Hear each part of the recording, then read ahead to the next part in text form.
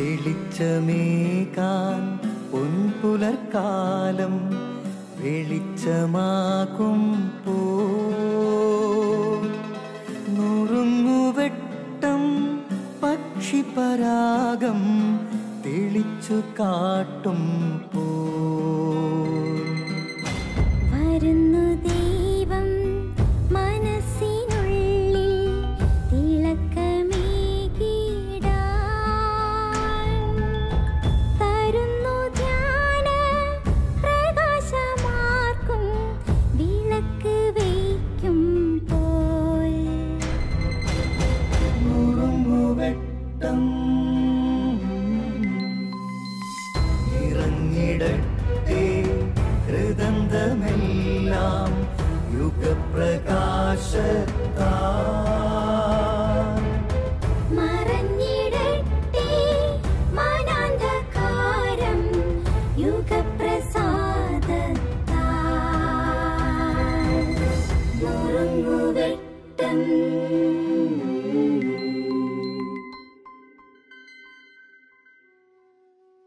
ക്രിസ്തുവിൽ സ്നേഹമുള്ളവരെ, ക്രിസ്തു പറയുകയാണ്, നിങ്ങൾ ലോകത്തിൻ്റെ പ്രകാശമാണ്, ഭൂമിയുടെ ഉപ്പാണ്.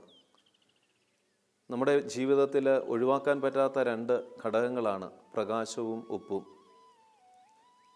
അല്പനേരം പ്രകാശം നഷ്ടപ്പെടുമ്പോഴാണ് നമ്മൾ അതിൻ്റെ വില അറിയുന്നത്. അത്രമാത്രം ജീവിതത്തോട് ചേർന്ന് നിൽക്കുന്നതാണ്, ഒഴിവാക്കാനാവാത്തതാണ് പ്രകാശവും ഉപ്പും. എന്താണ് ഇതിൻ്റെ രണ്ട് ധർമ്മങ്ങൾ? പ്രകാശം അന്ധകാരത്തെ ഇല്ലായ്മ ചെയ്യുന്നു. എവിടെ പ്രകാശം കടന്നു വരുന്നു അവിടെ തിന്മകൾ ഇല്ലാതാകുന്നു.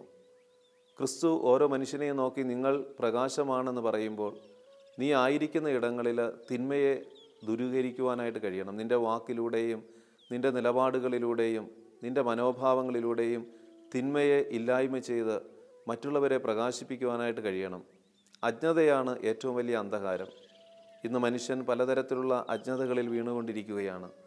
ലോകത്തിലെ അജ്ഞതകളെ ക്രിസ്തു ദർശനത്തിലൂടെ നന്മയിൽ വളർത്തുവാനായിട്ട് നിനക്ക് സാധിക്കണം. മറ്റുള്ളവരെ ആ ഒരു പ്രകാശത്തിലേക്ക് നിനക്ക് നയിക്കാൻ സാധിക്കുമ്പോൾ നീ പ്രകാശമായിട്ട് മാറുകയാണ്. മറ്റൊന്ന് ഉപ്പാണ്. ഉപ്പ് വസ്തുക്കൾ സംരക്ഷിക്കുകയും ഭക്ഷണത്തിന് മധുരം കൊടുക്കുകയും ഒക്കെ ചെയ്യുന്നുണ്ട്. ക്രിസ്തു ശിഷ്യൻ്റെ ജീവിതവും ഇതുപോലെ ആയിരിക്കണം. നിനക്ക് മറ്റുള്ളവരെ സംരക്ഷിക്കാൻ കഴിയണം. ബലഹീനരെയും കുറവുകളുള്ളവരെയും മറ്റുള്ളവരെ ഒറ്റപ്പെടുത്തുന്നവരെയും ഒക്കെ നിൻ്റെ കൺമുമ്പിൽ കാണുമ്പോൾ നിനക്ക് അവരെ ചേർത്ത് പിടിക്കുവാനും ഉൾക്കൊള്ളുവാനും സ്നേഹിക്കുവാനും അവരെ സംരക്ഷിക്കുവാനും കഴിയുമ്പോൾ നീ ഒരു ഉപ്പായിട്ട് മാറുകയാണ്. വെറുപ്പിൻ്റെയും വിദ്വേഷത്തിൻ്റെയും വൈരാഗ്യത്തിൻ്റെയും പകയുടെയും ഒക്കെ കയ്പ് നിറഞ്ഞ ലോകത്തിൽ സ്നേഹത്തിൻ്റെയും കാരുണ്യത്തിൻ്റെയും നന്മയുടെയും കരുതലിൻ്റെയും ജീവിതം നീ നയിക്കുമ്പോൾ നീ അവർക്ക് ഒരു ഉപ്പായിട്ട് മാറും. വിശുദ്ധരൊക്കെ അങ്ങനെയായിരുന്നു. അവർ ലോകത്തിൻ്റെ പ്രകാശമായിട്ട് നിന്നു, ഭൂമിയുടെ ഉപ്പായിട്ട് നിന്നു. ഈ കാലഘട്ടത്തിൽ നീ ആയിരിക്കുന്ന ഇടങ്ങളിൽ ക്രിസ്തു നമ്മളോട് ആവശ്യപ്പെടുന്നത് നമുക്കും ആയിരിക്കാനായി, നമുക്ക് മറ്റുള്ളവരുടെ കുറവുകളെയും അജ്ഞതയെയും നീക്കി പ്രകാശത്തിലായിരിക്കാം.